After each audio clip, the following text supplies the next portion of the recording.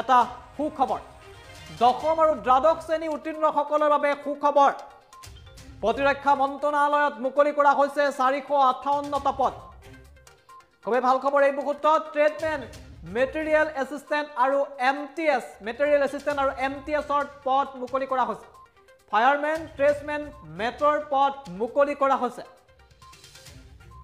আৰু ট্ৰেডমেনৰ বাবে 330টা পদ মুকলি কৰা হৈছে প্ৰতিৰক্ষা মন্ত্ৰণালয়ত পদ মুকলি কৰা হৈছে মেট্ৰিক আৰু হায়াৰ ছেকেণ্ডাৰী উত্তীৰ্ণসকলৰ বাবে ভাল খবৰ আৰু তাৰ বাবে দশম শ্ৰেণী উত্তীৰ্ণ হ'ব লাগিব অৰ্হতা দশম শ্ৰেণী উত্তীৰ্ণ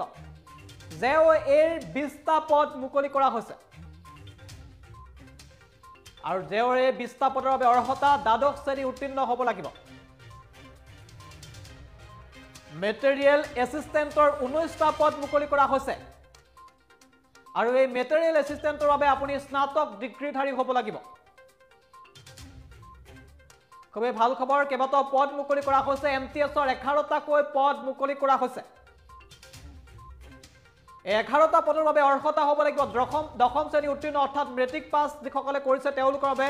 এই পদ মুকলি কৰা হৈছে ফায়াৰমেনৰ 64টা পদ মুকলি কৰা হৈছে আৰু এই ফায়াৰমেনত যদি আবেদন কৰিবলৈ হয় তেতিয়াহ'লে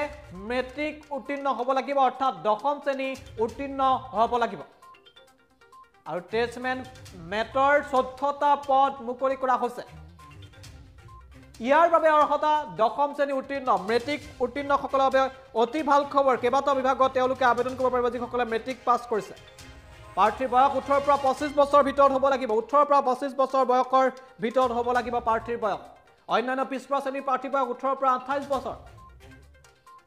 অনুসূচিত জাতিৰ বাবে 18 পৰা 30 বছৰ সকলে আবেদন কৰিব পাৰিব অতি ভাল খবৰ এই মুহূৰ্তত বিশেষভাৱে সক্ষম প্ৰাৰ্থীৰ বাবে 10 বছৰ ৰেহাই দিয়া হৈছে কি নথিৰ প্ৰয়োজন হ'ব এই মুহূৰ্তত সেই তথ্য আমি টাইমেটৰ দৰ্শকসকলৰ বাবে লৈ আহিছোঁ কি নথিপত্ৰৰ প্ৰয়োজন হ'ব জন্মৰ প্ৰমাণপত্ৰ লাগিব স্বাস্থ্য বিভাগৰ প্ৰমাণপত্ৰৰ প্ৰয়োজন হ'ব